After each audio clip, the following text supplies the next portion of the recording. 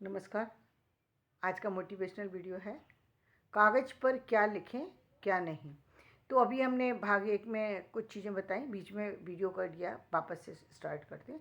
तो कागज़ पर जो है हम हर चीज़ को नहीं लिख सकते, लेकिन कुछ ख़ास चीज़ों को हमें लिख लेना चाहिए। अब जैसे मान लीजिए कि किसी ख़ास जगह आपको किसी चीज़ को बोलना है, वहाँ पर निश्चित रूप से आपको लिख कर के तैयारी करना चाहिए, क्योंकि लिख कर के तैयारी करने का दो फ़ायदे हैं। एक तो आपको कंटेंट का पता लगता है कि 10 मिनट में बोलना है तो कितना बोलना है। 10 मिनट से 1 मिनट भी ऊपर नहीं हो सकता। मान लीजिए कभी कहीं कंपटीशन भी हो सकता है और कहीं ये भी हो सकता है कि किसी विशेष जगह पर आपको बोलना हो, जहाँ आपको 10 मिनट से 11वां मिनट नहीं दिया जा सकता। बहुत जगह समय बाधित होता है, तो वहाँ पर लिख कर के आपको प्रैक्टिस करनी होगी 10 मिनट से ऊपर ना हो। और 10 मिनट में भी लास्ट में 1 या 1.5 मिनट आपको धन्यवाद ज्ञापित करने में ही व्यतीत हो जाता है। तो उस चीज़ को ध्यान रखना चाहिए। तो वो कंटेंट कितना बनता है 10 मिनट के अंदर, एक तो वो देखना है आपको। ठीक है, 3 पेज बनते हैं, 4 पेज बनते हैं, आप 4 पेज बोल पाते हैं, 3 पेज बोल पाते हैं, 5 पेज बोल पाते हैं। आपकी स्पीड कैसी है और आप बोल कितना पाते हैं और आपको याद कितना रहता है, आप अपनी बात कैसे रख पाते हैं, इसको आपको लिख कर के ही नोट करना होगा। आप यदि ये समझते हैं कि आप बोलेंगे और फिर वहाँ पर बिल्कुल सही समय पर आप चीज़ को एंड कर देंगे, ये ज़रूरी नहीं है। ये ज़रूरी नहीं है। और यहाँ पर समय भी आपको सुनिश्चित दिया गया है। हो सकता है आपकी कोई बहुत ज़रूरी बात हो जो वहाँ पर रह जाए, तो आपको वो लिख कर के करना चाहिए। दूसरे, आपको वाद विवाद प्रतियोगिता वगैरह, यदि आप इस तरह की प्रतियोगिताओं में पार्टिसिपेट कर रहे हैं, या कहीं कोई सार्वजनिक कोई ऐसी है जहाँ पर आपका किसी और तरीके का आपका सेमिनार वगैरह चल रहा है, वहाँ पर भी आपको टाइम, एक सुनिश्चित टाइम दिया जाता है, जिसमें कि आपको अपना एक सॉलिड सब्जेक्ट का कंटेंट आपको वहाँ पर प्रस्तुत करना होता है। आपको अपनी विशेष चीज़ों के साथ उस चीज़ को प्रस्तुत करना चाहिए। बहुत से लोग शोध कार्य को करने के बाद उन चीज़ों को प्रेजेंट करते हैं, बहुत शोध कार्य को ही प्रेजेंट करते हैं। कई बार शोध कार्य करने के बाद, शोध कार्य तो उन्होंने नहीं किया होता, लेकिन उनका जो कंटेंट होता है वो शोध कार्य से ही रिलेटेड होता है। उनको ये नहीं पता कि वो शोध कार्य से रिलेटेड कंटेंट को प्रस्तुत कर रहे हैं, लेकिन उनकी प्रस्तुति उससे भी कहीं ज़्यादा अच्छे लेवल की हो सकती है। कब हो सकती है? जब उन्होंने उन चीज़ों को पूरी सही ढंग से तैयार करके याद किया है। तो याद करना पड़ेगा यहाँ, या क्योंकि आपको और कुछ लोग ऐसे होते हैं जहाँ बहुत वो बोल चुके होते हैं, तो उनको उस चीज़ का बहुत ज़्यादा असर नहीं पड़ता, लेकिन वो कंटेंट आपको लिख करके तैयार करना पड़ेगा। दूसरे, आप एग्जामिनेशन की यदि प्रिपरेशन कर रहे हैं, तो वहाँ पर भी आपको लिख करके अपने कंटेंट को पता कर लेना चाहिए कि आप, यदि 30 मिनट में ही आपको कंप्लीट करना है, आपको पास 3 घंटे का समय है और आपको पूरा पेपर कंप्लीट करना है, तो आपके पास, आपको पता है कि मुझे कितने कितने समय में कितना कितना मैं लिख सकता हूँ, और मुझे उतने ही समय में अपने प्रश्न का उत्तर पूरा देना होगा।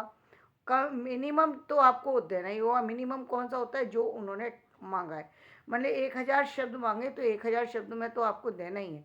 1001 हो सकते हैं, 1001 से यदि 1000 नहीं है और आपने उसमें 800 शब्द लिखे हैं या 700 शब्द लिखे हैं, और आपको ऐसा लग रहा है कि सामने वाले को ये पता ही नहीं लगेगा कि आपने 700 शब्द लिखे हैं, उसको क्या पता लगेगा कि 700 लिखे हैं या मैंने 1000 लिखे हैं? नहीं, ऐसा नहीं है।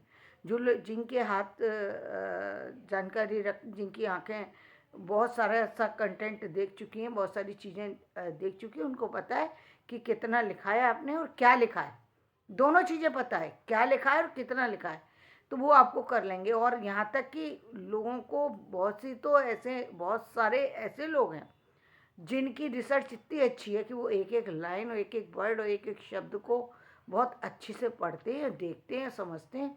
तो उन लोगों की तो मतलब बात ही क्या है, उन लोगों की तो बात ही क्या है। फिर आप उनसे तो किसी तरह की अपेक्षा यदि रख रहे हैं, तो बहुत ही मतलब आप गलती कर रहे हैं बड़ी। तो फिलहाल तो गलती आपको ये करनी नहीं है, क्योंकि जब आप किसी कंटेंट को तैयार करते हैं, आप अपने आप को तैयार कर रहे होते हैं, अपने जीवन को तैयार कर रहे होते हैं, जीवन के रास्तों को सुगम बना रहे होते हैं। अपनी जिस लाइन में आप आगे बढ़ रहे हैं, उसमें आपको फिर कोई आपको गिरा नहीं सकता।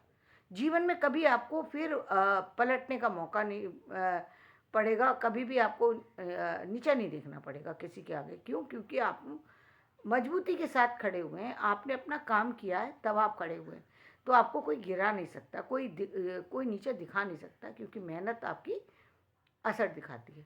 तो वो आपको कंटेंट लिख कर के ही तैयार करना चाहिए और उसकी प्रैक्टिस कर लेना चाहिए, ताकि आपके अंदर कॉन्फिडेंस भी आ जाए और आपको ये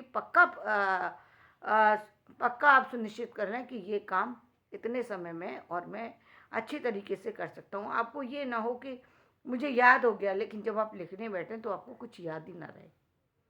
कई बार आपने सुना होगा ना कि बच्चे कहते हैं कि हम जाते हैं तो वहाँ जा कर के भूल जाते हैं। भूल क्यों जाते हैं?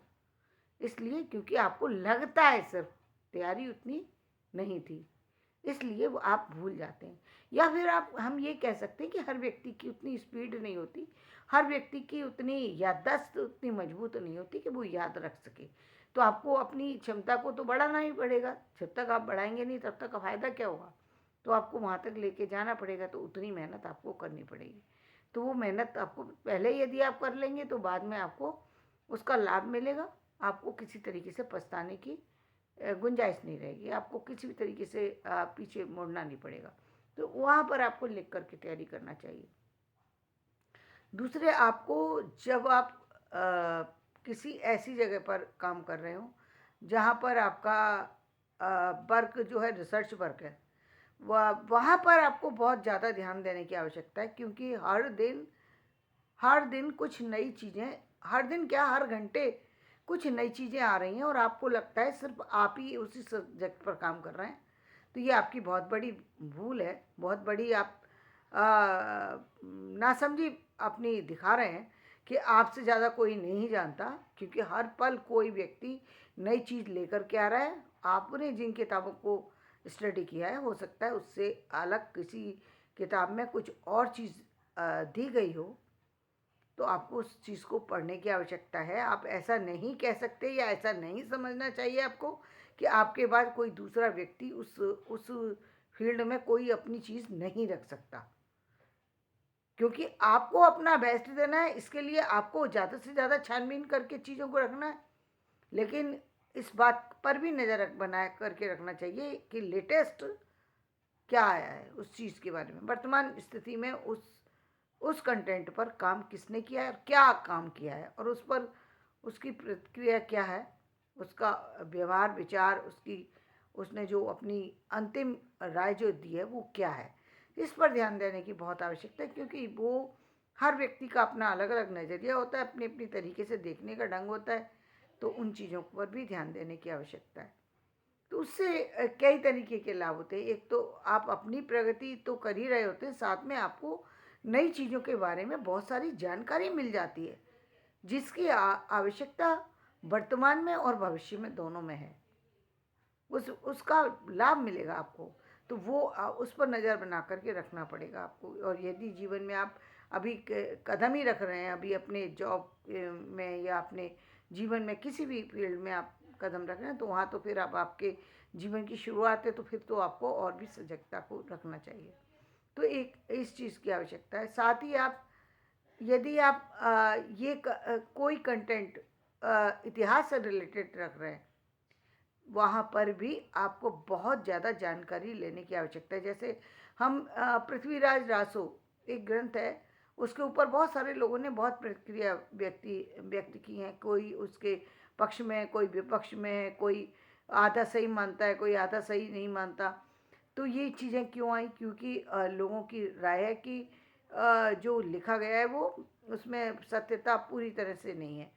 लेकिन सच बात ये है कि पहली बात तो वो इतिहास नहीं है, वो एक काव्य है। और काव्य में कोई व्यक्ति इतनी इतनी जो है बारीकी से कभी ध्यान नहीं देता कि हम का इतिहास के पक्ष को यदि हम काव्य में भी पिरो रहे हैं, तो वहाँ पर हमको इतिहास का पूरी जानकारी होनी चाहिए, तब हमको इतिहास को प्रस्तुत करना चाहिए। ऐसा लोग नहीं सोचते थे, लेकिन सोचना चाहिए।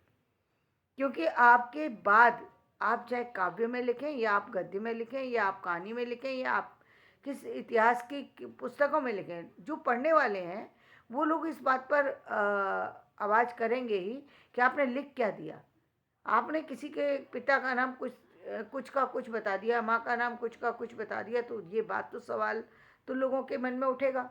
बेशक वो कविता का विषय है, वो इतिहास का विषय नहीं है, इसलिए आपको छोड़ा जा सकता है, लेकिन उस बात को फिर मतलब वो बात जो लोग हैं वो उठाने से फिर पीछे नहीं हटते। मतलब आप पर बिना वजह जो है एक उंगली उठती है, जिसको उठ ना उठे, इसके लिए इतिहास के यदि आप कुछ भी लिख रहे हैं, कोई स्क्रिप्ट लिख रहे हैं, कोई सीरियल लिख रहे हैं, कोई फिल्म लिख रहे हैं, तो वहाँ पर आपको उस चीज़ की जानकारी पूरी होनी चाहिए। यदि आप उस स्क्रिप्ट में कुछ बदलाव के साथ प्रस्तुत कर रहे हैं, तो भी उसके लिए आपके पास एक सॉलिड रीज़न होना चाहिए कि मैंने ये बात क्यों रखी है, क्यों ये वर्तमान स्थिति में मैंने इसमें परिवर्तन के साथ इस चीज़ को प्रस्तुत किया है। ये बात आपके पास होना चाहिए, तो आप उसका जो है वो पूरी तरीके से उसको अपनी बात को रख सकते हैं। तब लोग कहीं पीछे आपकी बात को सुनने को मजबूर हो जाएंगे और पीछे हट जाएंगे।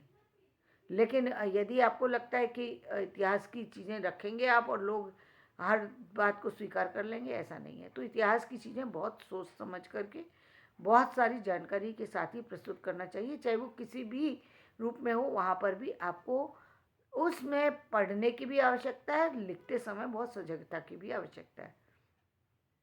इसके अलावा आप यदि किसी की आत्मकथा या जीवनी लिख रहे हैं, आत्मकथा तो खैर दूसरे की नहीं लिखी जाती, आत्मकथा तो आप अपनी लिख रहे हैं, तो वहाँ भी आपको निष्पक्ष होकर के लिखना चाहिए। पर ये पहला ज़माना नहीं है जहाँ पर आप कुछ भी बोल देंगे और सामने वाला कुछ भी मान लेगा। ना लोग अंधे हैं, ना लोग नासमझ हैं। आप कुछ समय तक कुछ लोगों को बेवकूफ़ बना सकते हैं, माना जा सकता है कि आप कुछ लोगों को कुछ समय तक बेवकूफ़ बना लेंगे। हर समय हर व्यक्ति को बेवकूफ़ नहीं बनाया जा सकता। इसलिए सावधानी के साथ उन्हीं बातों को लिखें जो बातें सत्य हैं, उन्हीं बातों को कहें जो बातें सत्य हैं। ज़्यादा से कम बोलें, ज़्यादा से ज़्यादा बोलने में हमेशा गलती की गुंजाइश रहती है। उतना बोले ही नहीं जो इसमें गलती की गुंजाइश हो, या ज़्यादा बोलने पर गलती करेंगे ही करेंगे। तो एक तो कम बोलें, दूसरी बात व्यर्थ का ना बोलें और व्यर्थ का ना लिखें। अब बेवजह बड़ा चढ़ा करके अपने बारे में लिख देना वो ठीक नहीं है, क्योंकि वो लिखी हुई बातें हैं और फिर बाद में विवादित हो सकती हैं, तो वो नहीं लिखना चाहिए। जीवनी जो लिखने जा रहे हैं उन लोगों को तो और भी अधिक सजगता की आवश्यकता है, क्योंकि पूरी तरह से पूरी छानबीन करके ही किसी के ऊपर कोई जीवनी लिखनी चाहिए, ताकि जो आने वाले समय में उस जीवनी का कुछ लाभ लोग उठा सकें। जीवनी यदि लिख रहे हैं तो जीवनी में आप कर सकते हैं, डायरी लेखन में आप अपनी जो है साहित्यिकता को डाल सकते हैं, अपनी उसके कंटेंट में रोचकता ला सकते हैं। वो आपका अपना कंटेंट है, आप अपनी तरीके से कर सकते हैं, लेकिन जो तथ्य है वहाँ नहीं आप बढ़ा घटा सकते। तथ्य में जो है वो महत्वपूर्ण होते हैं।